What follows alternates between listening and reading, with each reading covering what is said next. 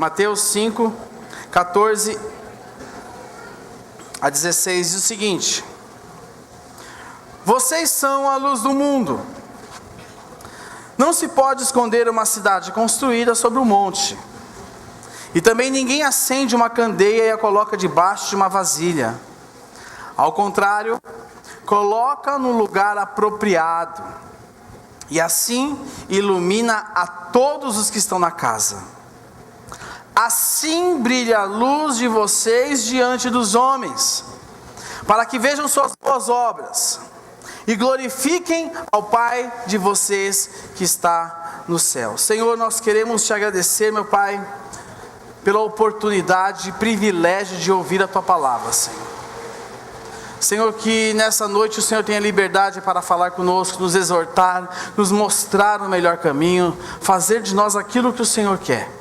Abençoe este momento e que o teu Espírito Santo tenha o controle total de tudo que for falado aqui, Senhor.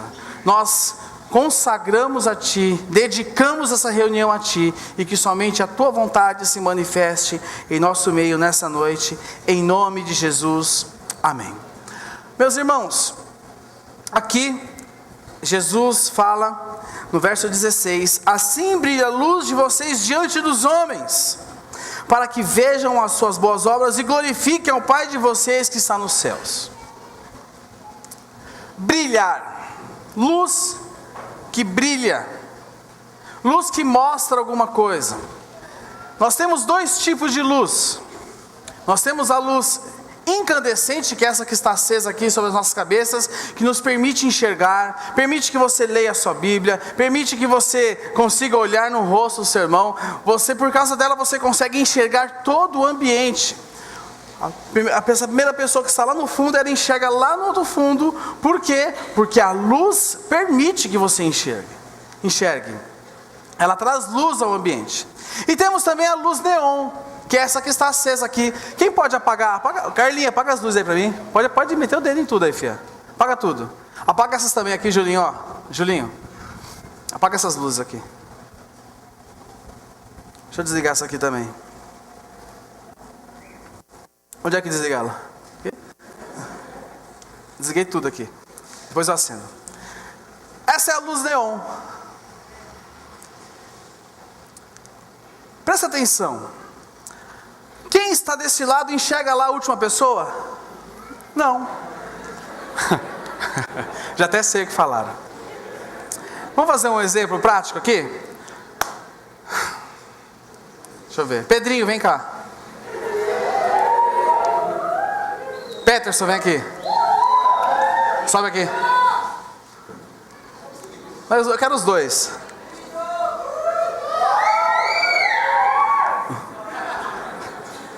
Presta atenção, irmãos. Carlinha, acende as luzes aí, tudinho. Estão enxergando eles? São feios, né? Tô brincando.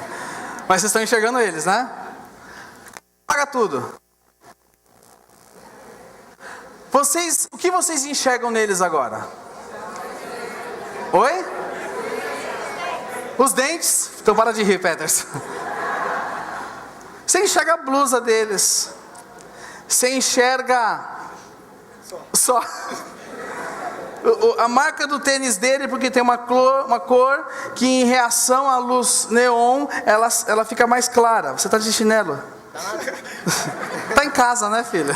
Está em casa.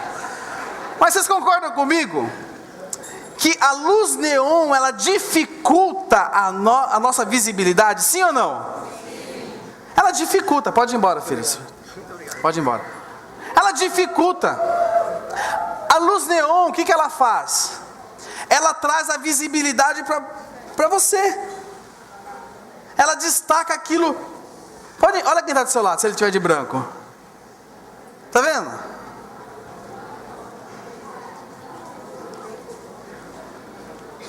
Porque a luz neon, ela não ilumina o ambiente.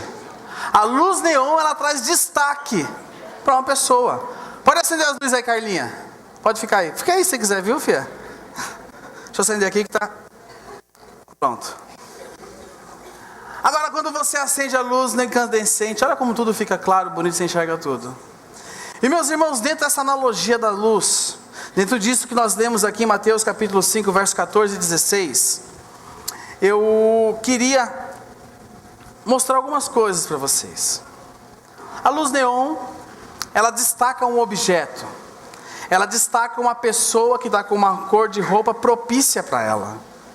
A luz neon, ela não ilumina o ambiente todo, mas ela traz o foco para você mesmo. Não é assim, você está de branco, você não está todo brilhando hoje? Não, está brilhando. Por quê? Porque a luz neon faz isso. A luz neon, ela propicia isso. Eu queria ler com vocês o Evangelho de Mateus, capítulo 23, verso 1. A luz neon também, ela serve só para decoração. Ela serve como decoração, né, pastora Solange? Então, você pode observar que a luz neon, ela tem um significado bacana, mas porém ela é limitado nela mesma. Mateus capítulo 23, verso 1. Diz o seguinte: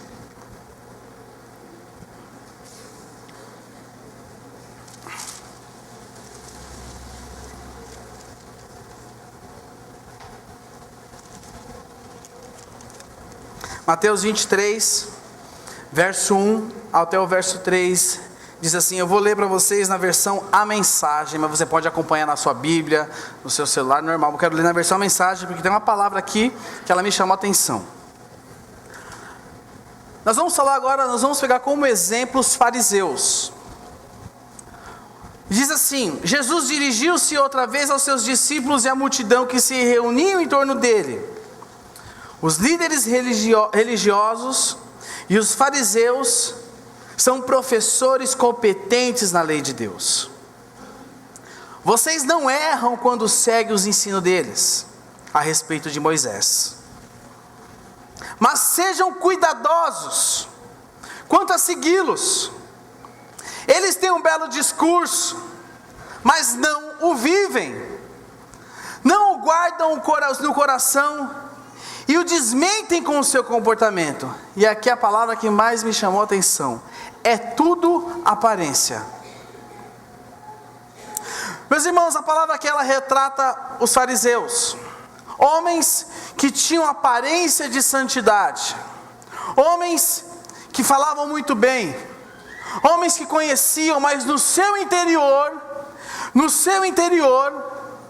eram podres. Sepulcro caiado. Pessoas que demonstram algo por fora, mas por dentro é outra coisa. É isso que a luz neon faz com nós. Ela nos põe em destaque. Tem um exemplo que eu vou ler para vocês, que mostra muito bem o que é você ter uma atitude, mas dentro de você outra coisa está tomando conta. Um casal entra numa lanchonete e pede 2 sanduíches para a viagem. Mais tarde, ao parar para comer, percebe que o dono da lanchonete havia feito uma confusão, pois ao invés de lhe entregar sanduíches, havia lhe entregado um pacote com todo o caixa do dia. Retorna ao estabelecimento e devolve o dinheiro ao gerente, que a esta hora já estava muito desesperado. E o gerente fala para aquele cara, para aquele cliente: muito obrigado, meus amigos. Hoje em dia, são poucas as pessoas honestas como vocês. Muito obrigado. Tem um amigo meu que é repórter. Vou ligar para ele agora mesmo e pedir que venha aqui entrevistá-los e fazer uma reportagem sobre vocês. O casal disse que não era preciso, que estavam com pressa e coisa tal, e começaram na expressão de hoje em dia, meter o louco no cara, e não dá, e é isso, é aquilo outro, não tem como a gente ficar, o horário, é o horário do hotel, é isso, aquilo outro. Mas o dono da lanchonete cada vez mais se convencia que todos precisavam saber que ainda há gente honesta nesse mundo. A atitude deles foi bonita, não foi? Foi ou não foi bacana? Foi nesse momento que o freguês, muito sem graça, chama o gerente à parte e lhe pede para esquecer esse negócio de repórteres, pois a mulher que estava em sua companhia não era sua esposa, e sim sua amante, e isso colocaria numa situação muito desconcertante perante a família. Se é verdade eu não sei, mas a história é bacana.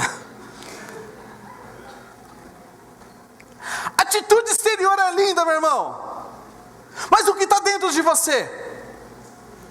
Por fora minha camisa branca está brilhando, meu tênis fluorescente está pegando fogo, mas o que está dentro de você?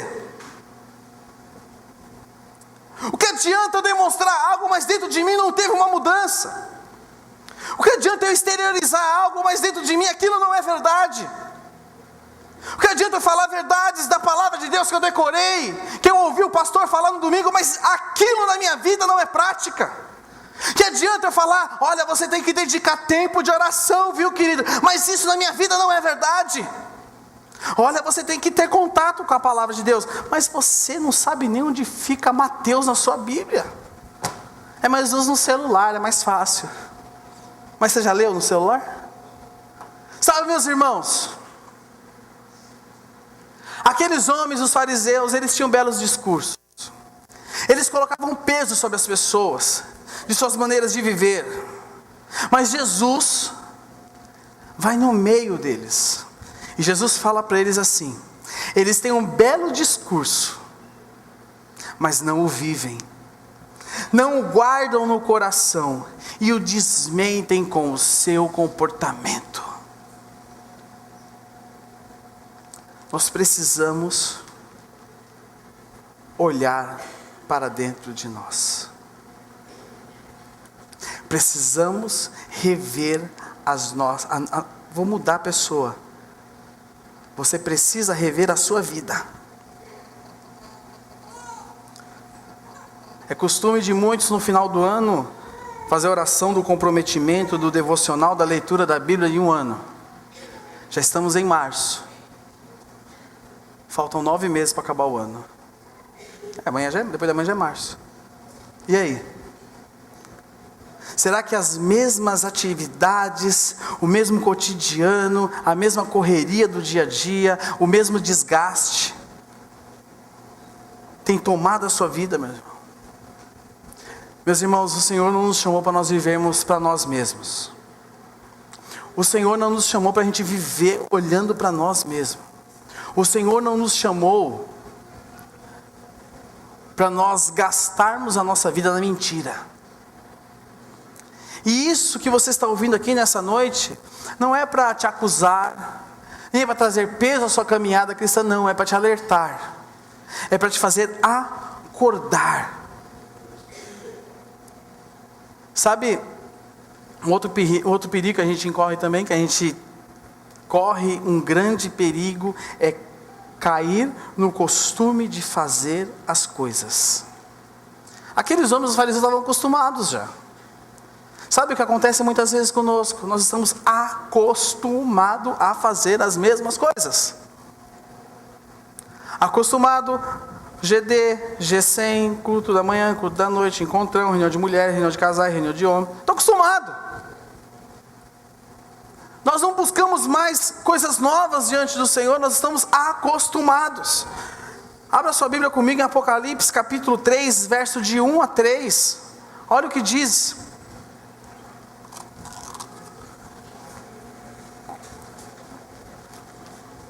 Se tiver alguma dificuldade, Apocalipse é o último livro da sua Bíblia. Apocalipse capítulo 3, nós vamos ler o verso 1 ao 3. Olha o que foi escrito. Eu vou ler também na versão mensagem, mas você pode me acompanhar na sua Bíblia. Escreva a Sardes, ao anjo da igreja: assim diz aquele que tem os 7 Espíritos de Deus numa das mãos e as 7 estrelas na outra. Vejo o que você tem feito. Você tem reputação de ser dinâmico. Presta atenção, meus irmãos. Mas na verdade está morto, sem vida, como uma pedra. Vou ler mais uma vez. Você tem reputação.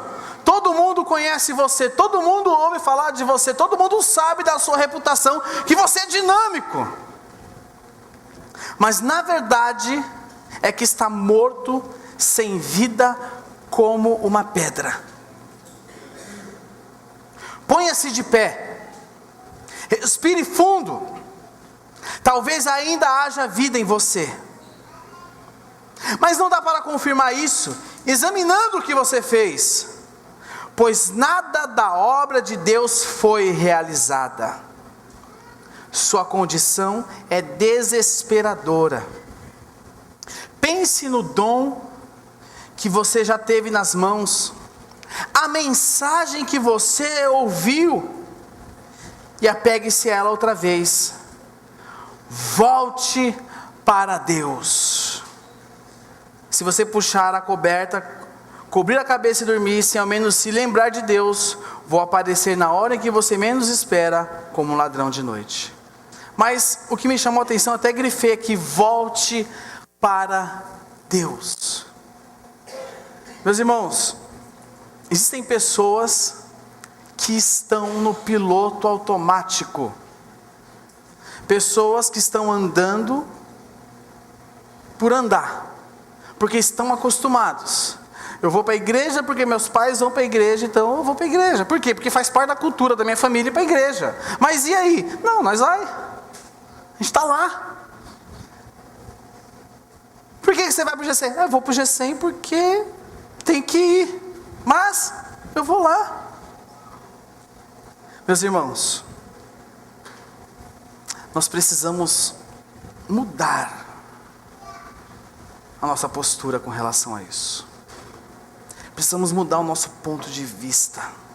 Precisamos mudar a maneira que nós estamos servindo a Deus. Precisamos mudar a maneira que nós estamos servindo a Deus. Sabe o que acontece conosco? Dentro desse ritmo de vida, desse ciclo, não é nem ritmo, é um ciclo. Nós somos cegos e achamos que enxergamos. Eu sou um cego que acho que enxergo. Eu sou um cego que acho que vê. O que é ser cego? Ser cego é não ter percepção de luz. Os fariseus conheciam o Deus da letra, eles não tinham percepção, eles eram cegos, porque se eles enxergassem, eles veriam que Jesus Cristo é o Filho de Deus, era o Messias. Nós temos um exemplo maravilhoso, que está lá em Atos dos Apóstolos. Quer ver? Atos dos Apóstolos, capítulo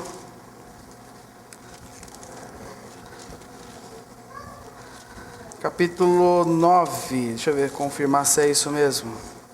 É isso mesmo, capítulo 9. Presta atenção.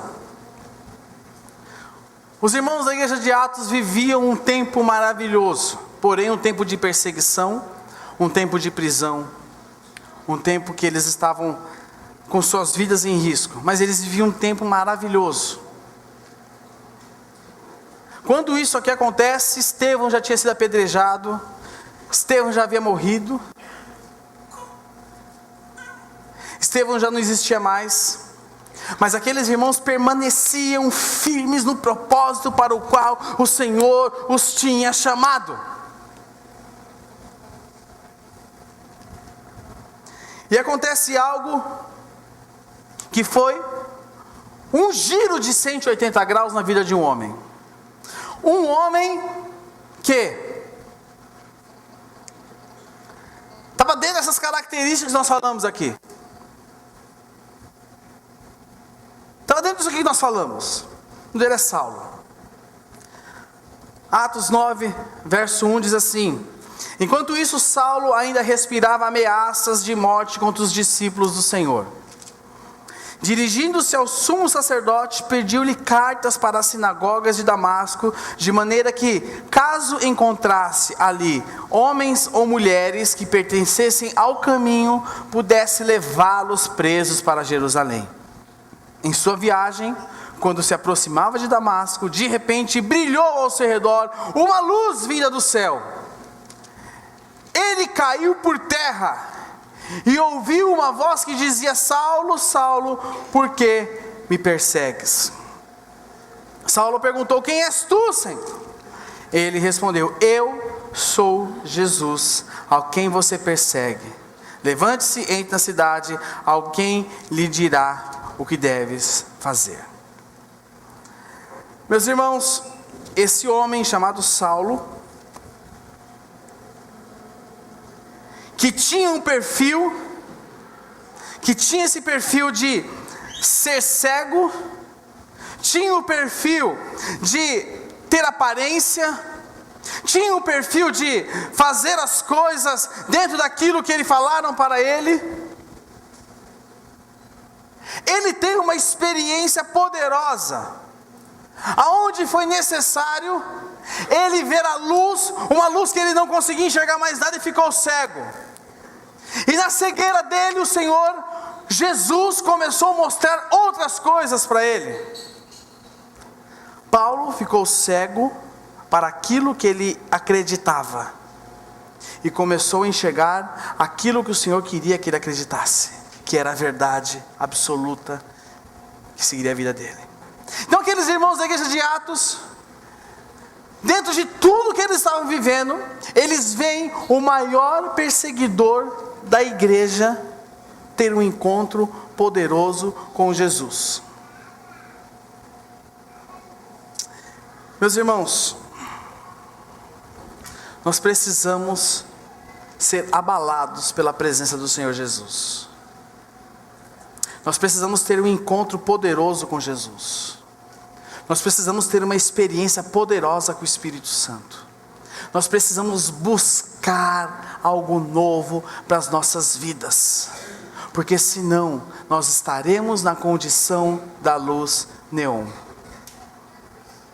falando o que acho, o que me ensinaram, mas não aquilo que vivo. Deus nos chamou para que nós sejamos luzes incandescentes. Para onde quer que nós cheguemos, tudo brilhe. Para onde quer que nós cheguemos, as pessoas enxerguem Jesus Cristo através das nossas vidas. Meus irmãos, o Senhor te chamou para que você leve luz às trevas.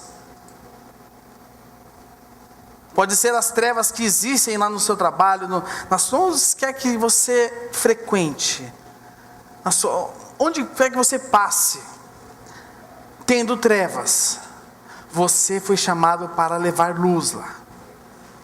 Você foi chamado para levar luz lá. Você foi chamado para que ao invés de falar, você tem que orar. Você tem que orar e ensinar como se faz, e mostrar como se faz, e trazer para fazer junto com você. E a tua vida vai ter relevância. O Senhor nos chamou para que nós tenhamos relevância. Isso que nós lemos aqui em Mateus, capítulo 5, 14 e 16.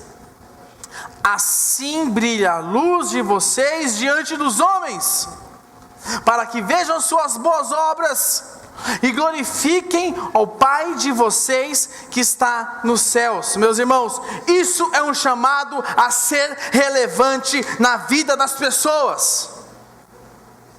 Isso é um chamado para a igreja ser relevante na sociedade em que ela existe. Isso é um chamado para você ser luz aonde quer que você esteja. E meus irmãos, a luz, eu não tenho, se eu colocar uma caixa nessa luz, o que vai acontecer? Ela não vai brilhar para fora, mas ela brilha dentro da caixa. É ou não é? Sabe o que está acontecendo? Muitas vezes tem situações na sua vida que estão prendendo você. Estão prendendo você, estão te amarrando no chão, estão te amarrando em algum lugar e você não consegue sair. Por quê? Porque falta o poder de Deus se manifestar na sua vida. Falta você ter aquele mesmo encontro que Saulo teve com a luz e teve a vida tudo mudado. Meus irmãos,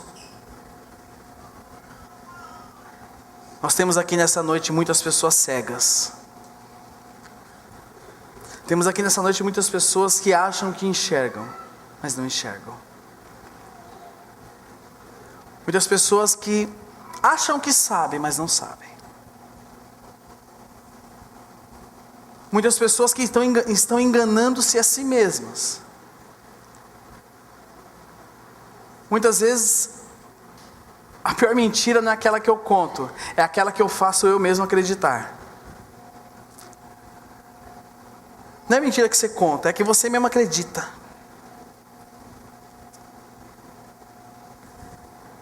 Que hoje, nós desliguemos a luz neon e possamos ser luzes incandescentes por onde quer que nós formos. Na sua célula, a sua célula vai brilhar lá no seu condomínio, meu irmão. Por quê? Porque a luz de Jesus está lá. Não vai ser mais uma luz que brilha só lá e os irmãozinhos com a blusa branca, não. Vai ser uma luz que brilha para todo mundo.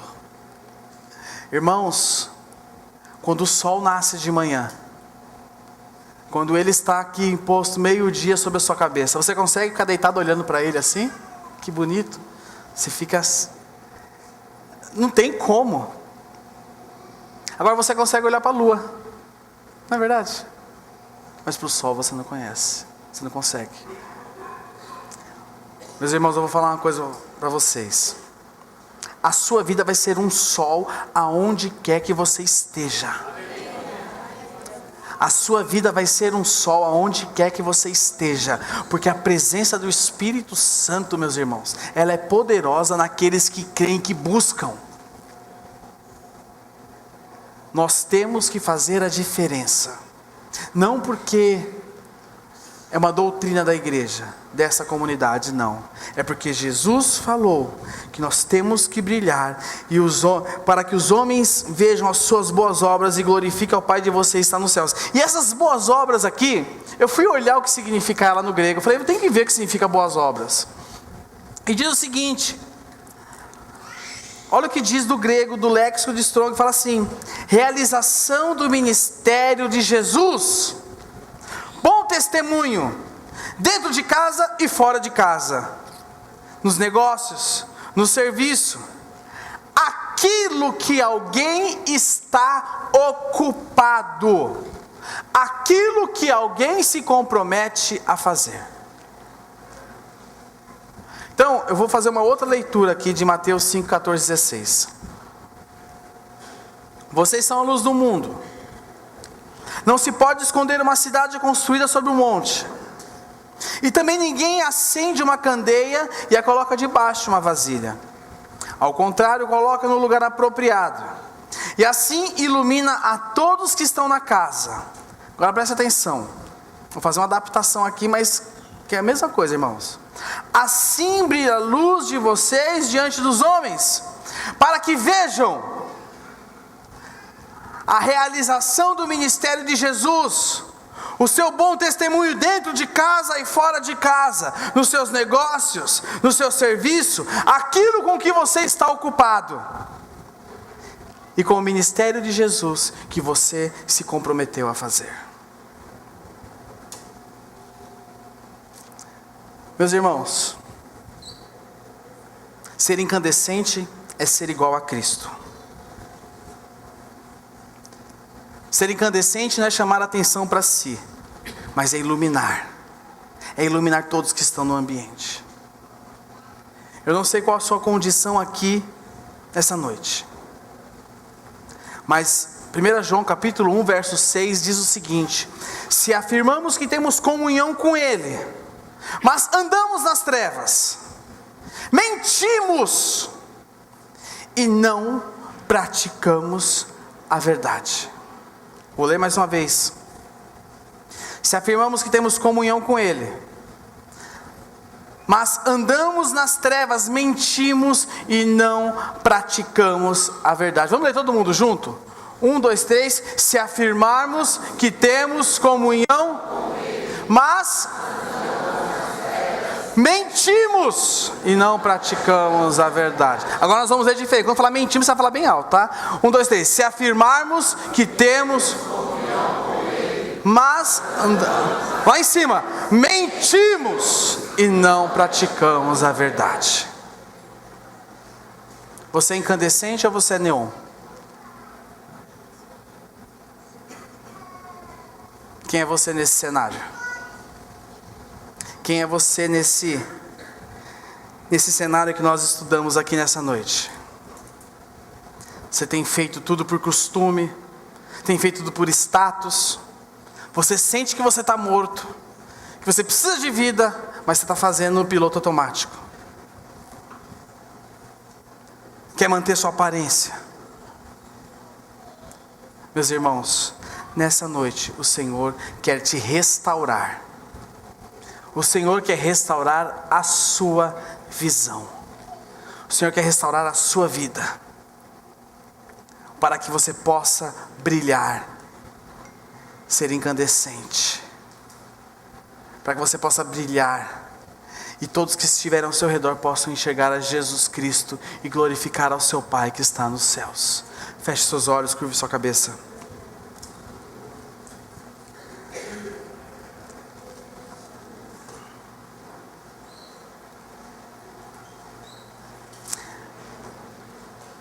Existem pessoas aqui nessa noite que essa palavra tocou no fundo do coração, tirou uma raiz negra. É porque o Senhor quer te curar nessa noite. Você é tão precioso ao Senhor, Ele te ama tanto que Ele não quer que você fique do mesmo jeito. Talvez você esteja até como a igreja de Sardes. Você tem a reputação de ser dinâmico, reputação de fazer tudo bem feito, mas na realidade está morto como uma pedra. Quando você vai dobrar o seu joelho para você orar, você não consegue nem orar. Você pega a sua Bíblia para ler, você não consegue abrir a primeira página de tão morto que você está. E essa situação tem trazido incômodo ao seu coração. Fique com seus olhos fechados. Essa situação tem trazido muito incômodo ao seu coração, a ponto de você já pensou até desistir, de voltar para trás. Te faz chorar à noite.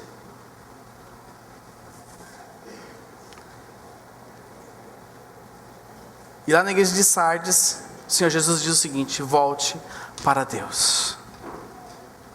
Nessa noite o Senhor quer restaurar a sua visão. Nessa noite o Senhor quer restaurar a sua vida.